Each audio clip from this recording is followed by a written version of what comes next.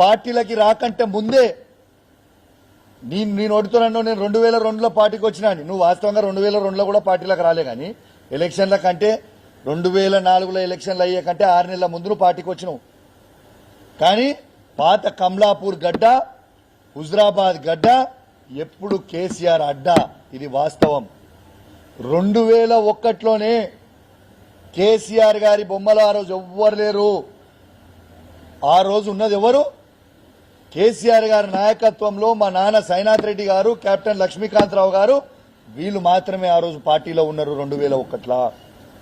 ఆనాడు ఈ పార్టీలో ఈ నియోజకవర్గంలో పాత కమలాపూర్ కావచ్చు, కొత్త హుజరాబాద్ నియోజకవర్గంలో కావచ్చు, ఆ రోజు మా నాన్న సైనాథ్ రెడ్డి గారు, కెప్టెన్ లక్ష్మీకాంతరావు గారు కష్టపడి అన్ని జెడ్పీటీసీలు, ఎంపీపీలని గెలిపించింది కేసీఆర్ గారి నాయకత్వంలో. నువ్వు పార్టీలో కూడా ఆనాడు లేవు. నీ మొఖానికంత సినిమా లేదు. నువ్వు పదే పదే మా బీఆర్ఎస్ పార్టీ కార్యకర్తల మీద, మా బీఆర్ఎస్ పార్టీ నాయకుల మీద నువ్వు విమర్శించి అబద్దాలు చెప్పి 2021 బై ఎలక్షన్లో అది నిజం చేయించే ప్రయత్నం చేస్తా ఉన్నావు. మా కార్యకర్తలని నువ్వు తిడతా ఉన్నావు. తస్మాత్ జాగ్రత్త బిడ్డ. మా కార్యకర్తలు వీళ్ళందరూ కూడా మా నియోజకవర్గంలో ఉన్న 5 మండలాల జెడ్పీటీసీలు కావచ్చు, ఎంపీపీలు కావచ్చు, మున్సిపల్ చైర్మన్లు కావచ్చు, కౌన్సిలర్లు కావచ్చు, సర్పంచ్లు కావచ్చు, వార్డు మెంబర్లు కావచ్చు, నీతిగా నిజాయితీగా కేసీఆర్ గారి బొమ్మ మీద మేము గెలిచినాం, మేము కేసీఆర్తోనే ఉంటాం, మేము పార్టీ వదిలిపెట్టాం అని చాలా గొప్ప ఆలోచనతోని కేసీఆర్తోనే మా బీఆర్ఎస్ పార్టీ చైర్మన్లు కానివ్వండి, ఎంపీపీలు కానివ్వండి, జెడ్పీటీసీలు కానివ్వండి, కౌన్సిలర్లు కానివ్వండి, సర్పంచ్లు కానివ్వండి, వార్డు మెంబర్లు కానివ్వండి, కేసీఆర్ గారితో నానాడు ఉన్నాడు. నీలాంటి మోసగాంతో లేరు వాళ్ళు. వాళ్ళ మీద నువ్వు విషం కక్కే ప్రయత్నం చేస్తే తస్మాత్ జాగ్రత్త, ఊరుకునే ప్రయత్నం ఊరుకోము అని చెప్పి సందర్భంగా తెలియజేస్తా ఉన్నాను. మా బీఆర్ఎస్ పార్టీ కార్యకర్తల జోలికి వస్తే నిన్ను హుజరాబాద్ నియోజకవర్గంలో ఉరికిచ్చే రోజు వస్తే తస్మాత్ జాగ్రత్త అని హెచ్చరిస్తా ఉన్నాను. నువ్వు ఎంత పెద్ద మోసగాను అంటే, నువ్వు కేసీఆర్ గారిని మోసం చేసినావు, హుజరాబాద్ ప్రజల్ని మోసం చేసినావు. ఇలా నువ్వు ఎంత పెద్ద మోసగాను అంటే, కేసీఆర్ ని ఏ విధంగా అయితే మోసం చేసినావో, నీతో నీ వచ్చి టీఆర్ఎస్ ఇష్పెట్టి, టీఆర్ఎస్ బీఆర్ఎస్ ఇష్పెట్టి, టీఆర్ఎస్ 20 ఏళ్లు జెండా మోసిన కార్యకర్తలు టీఆర్ఎస్ ని ఇష్పెట్టి నువ్వు మబ్బెపెట్టి పైసలు ఇస్తామని ఆశ పెట్టి వాళ్ళని తీసుకొని పోయినవే, ఇలా వాళ్ళని కూడా మోసం చేసినావు కదా నువ్వు. 20 ఏళ్ల చరిత్ర వాళ్ళు ఉద్యమం చేసిర్రు, టీఆర్ఎస్ పార్టీ జెండా మోసిన వాళ్ళని మోసం చేసి తీసుకుపోయి నీ 2021 ఎలక్షన్ తర్వాత కనీసం ఒక్కరినన్నా నువ్వు పట్టించుకున్నావా వాళ్ళని? ఒక్కరినన్నా పట్టించుకున్నావా వాళ్ళని? కేసీఆర్ ని మోసం చేస్తావు, హుజరాబాద్ ప్రజల్ని మోసం చేస్తావు, నిన్ను నమ్ముకున్న కార్యకర్తలను మోసం చేస్తావు. ఏంటిదో హుజరాబాద్ లో ఇచ్చేసినావు. అరే హుజరాబాద్ ఇలా నీకు రాజకీయ భిక్ష పెట్టింది హుజరాబాద్ ప్రజలు. పాత కమలాపూర్ నియోజకవర్గం, హుజరాబాద్ నియోజకవర్గం పెట్టింది రాజకీయ భిక్ష. అట్లాంటి రాజకీయ భిక్ష పెట్టిన హుజరాబాద్ నియోజకవర్గంలో నువ్వు ప్రజల్ని పట్టించుకోకుండా ఇష్పెట్టి పోయి మల్కాజిర్లో పోయి నిలబడి హుజరాబాద్ ప్రజల్ని ఇష్పెట్టేసి ఇలా హుజరాబాద్ వాళ్ళు అన్నం పెట్టిందనే సబ్జెక్ట్ మర్చిపోయి మా షామీర్పేట్ గడ్డ అంటున్నావు. అరే వా, నీకు రాజకీయ భిక్ష పెట్టిన హుజరాబాద్ ప్రజల్ని మర్చిపోయి మా షామీర్పేట్ గడ్డ అంటున్నావు. అరే వా, చాలా అద్భుతంగా చెప్తున్నావు. అంటే అన్నం పెట్టిన కేసీఆర్ ని మోసం చేస్తావు, అన్నం పెట్టిన హుజరాబాద్ ప్రజల్ని మోసం చేస్తావు, నిన్ను నమ్ముకొని వచ్చిన కార్యకర్తల్ని మోసం చేస్తావు. నువ్వు మోసగానివా కాదా అని నేను అడుగుతా ఉన్నాను. కానీ నేను చెప్తా ఉన్నా, టీఆర్ఎస్ ని ఇచ్చిపెట్టి బీజేపీలో పోయిన ప్రతి కార్యకర్తకి నేను చెప్తా ఉన్నా,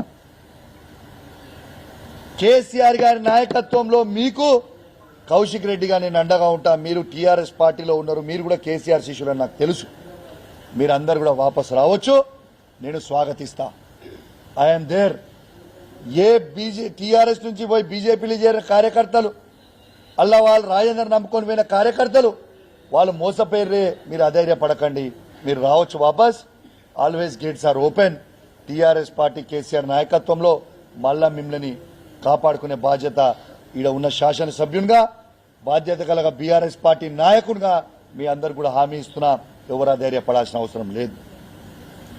ఇంకోటి పెద్ద డైలాగ్ కొడుతుండు, నా చరిత్ర తెలుసా అంటుండు. అరే నీ చరిత్ర ఎవరికి తెలియదా? ఇదో పెద్ద జోక్. ఏం చరిత్ర నీ చరిత్ర?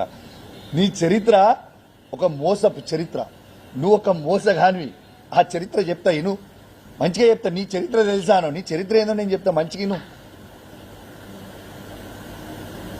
ఈయన ఏం చేస్తుండే? గుడ్లు అమ్ముకుంటుండే. ఇలా గుడ్లు అమ్ముకునేటోడు ఏ స్థాయికి ఎదిగిందంటే బంగారు గుడ్లు అమ్ముకునే స్థాయికి ఎదిగిపోయాడు.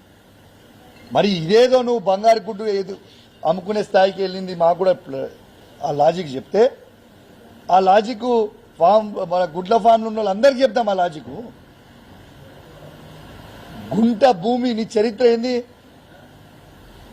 నార్మల్ గుడ్ల నుంచి బంగారు గుడ్లు అమ్ముకునే స్థాయికి పోయినావు. నీకొక గుంట భూమి లేకుండే పేదోళ్ళ రక్తం దాగి ఇలా రంగారెడ్డి జిల్లా చుట్టుపక్కల ఇలా 800 ఎకరాలు కొన్నావు. అది నువ్వు చేసిన చరిత్ర. గట్టిగా వర్షం పడితే నీ ఇంట్లోకి నీళ్లు వస్తుండే, కానీ ఇలా 5 ఎకరాల దొరగట్టినట్టు గడిగట్టినావు. ఇవి వాస్తవాలు కాదా? నేను చెప్పింది వాస్తవం కాదా? కేసీఆర్ గారు అన్నం పెడితే కేసీఆర్ గారిని మోసం చేసినావు. హుజరాబాద్ ప్రజలు ఓట్లేసి నీకు రాజకీయ భిక్ష పెడితే హుజరాబాద్ ప్రజల్ని మోసం చేసినావు. నిన్ను హుజరాబాద్ చీగొట్టింది, గజ్వేల్ చీగొట్టింది, రేపు మల్కాజిరి ప్రజలు కూడా చీగొట్టడానికి రెడీ ఉంటే కొత్త నాటకం చేసి మళ్ళా హుజరాబాద్కి వస్తా అని చెప్పి అబద్దాలు చెప్పి మోసం చేస్తా ఉన్నావు ప్రజల్ని. నువ్వు చేసింది ఏముంది హుజరాబాద్కి? నువ్వు చేసిందేంది? నువ్వు బీసీ ముసుగులో ఉన్న దొరవి, బీసీ ముసుగులో ఉన్న దొరవి. నువ్వు కేసీఆర్ని విమర్శించే స్థాయి నీది కాదు. మళ్ళీ ఏం మాట్లాడుతుండ దాంట్లో? నేను బీసీలకి ఇది చేసిన, బీసీలకి భవన్ చేసిన. నువ్వు భవన్లు నువ్వెట్లా కడతావో నాకు అర్థం కాదు. ముఖ్యమంత్రి కేసీఆర్ అయితే కేసీఆర్ భవనాలు కడతారు తప్పితే నువ్వేడా భవనం కడతావు? నువ్వు భవనం కట్టాను కదా బీసీల రాష్ట్రానికి. రాష్ట్రం తీసిపెట్టి పక్కకు పెడదాం. ఈ హుజరాబాద్ నియోజకవర్గంలో మండల్ హెడ్ క్వార్టర్లలో ఏ ఒక్క బీసీ భవనం అన్నా నువ్వు కట్టింది నాకు చూపిస్తావా? ఒక్క బీసీ భవనం నువ్వు కట్టింది చూపిస్తావా? నువ్వు బీసీల మీద ఏదో బాగా ప్రేమ ఉందని చెప్తున్నావు. ఒక్క బీసీ భవన్ హుజరాబాద్ నియోజకవర్గంలో హెడ్ క్వార్టర్లో ముదిరాజ్ బిడ్డలకైనా, యాదవ బిడ్డలకైనా, కురుమల బిడ్డలకైనా, గౌడ బిడ్డకైనా, పద్మశాలి బిడ్డలకైనా, ఎనీ బీసీ కమ్యూనిటీ రజక బిడ్డలకైనా ఒక్క కమ్యూనిటీ హాల్ నువ్వు హుజరాబాద్ హెడ్ క్వార్టర్లో కట్టించింది చూపిస్తావా? హుజరాబాద్లో కట్టుడు శాతగాలే కానీ రాష్ట్రంలో కట్టినాడు. అరే వా, సిగ్గు లేకుండా మందికి పుట్టిన బిడ్డలు నాకు పుట్టిరని చెప్పుకుంటున్నట్టు ఈటల రాజేందర్ గారి వ్యవహారం అట్లా ఉంది. బాజాప్తు బీసీలకి ఆత్మ గౌరవానికి ఎవ్వరు ఊహించుకోని విధంగా ప్రతి కులానికి కేసీఆర్ గారే కట్టించారు బీసీలకి. గుర్తుపెట్టుకోండి, ఇది వాస్తవం. దిస్ ఈజ్ వాస్తవం. ఇలా ఈటల రాజేందర్ గారు ఏదో నేను బీసీ నాయకుడు అని చెప్తుండు. ఈటల రాజేందర్ గారు మీ సొంత అబ్బాయికి, నాకు చెప్పడం ఇష్టం లేదు కానీ ప్రజలు అనుకుంటున్న విషయం నీకు చెప్తా ఉన్నా. నీ కుటుంబ సభ్యులను ఏదో అనాలి, ఏదో దూషించాలని నా ఉద్దేశం కాదు. కానీ నువ్వు ఏ విధంగా మోసం చేస్తున్నావో, ప్రజలు ఏ విధంగా అనుకుంటున్నారో, ప్రజలు అనుకుంటున్న ముచ్చట నీకు చెప్పాలని చెప్తా ఉన్నా. నువ్వు నీ సొంత కొడుకు పేరు ముదిరాజ్ అని పెట్టుకోలే, నీ సొంత కొడుకు పేరు రెడ్డి అని పెట్టుకున్నావు. నీ బిడ్డ పేరు ముదిరాజ్ అని పెట్టుకోలే, నీ బిడ్డ పేరు రెడ్డి అని పెట్టుకున్నావు. నిన్నగాక మొన్న నీకు పుట్టిన మనవని పేరు కూడా ఆఖరికి రెడ్డి అని పెట్టుకున్నావు. ఇక నీకు బీసీల మీద హక్కేముంటుంది బ్రదర్? నేను ఛాలెంజ్ కడుతున్నా, ఈటల రాజేందర్ గారు సవాల్ విసురుతా ఉన్నా. కమలాపూర్ పట్టణం నుంచి ఆయన ముదిరాజు సోదరులు ఆయన ముదిరాజు చుట్టాలని ఇంటికి పిలిచి నువ్వు ఏనాడైనా నీ డైనింగ్ టేబుల్ మీద కూర్చోబెట్టి ఒక్కరోజన్నా భోజనం పెట్టినవా చెప్పు? ఏ ఒక్క ముదిరాజు బిడ్డకైనా మీ చుట్టాలని తీసుకొచ్చి భోజనం, వాళ్ళ ఇంటికి వస్తే చీడ పురుగులు చూసినట్టు చూసి వాళ్ళని బయటకు పంపించినావు. ఇది వాస్తవం కాదా? లేదో నేను హుజరాబాద్లో బాగా చేస్తా, బాగా పోతా అని మాట్లాడుతున్నావు. నువ్వు చేసింది ఏంటిది? నువ్వు పోయేది ఏంటిది?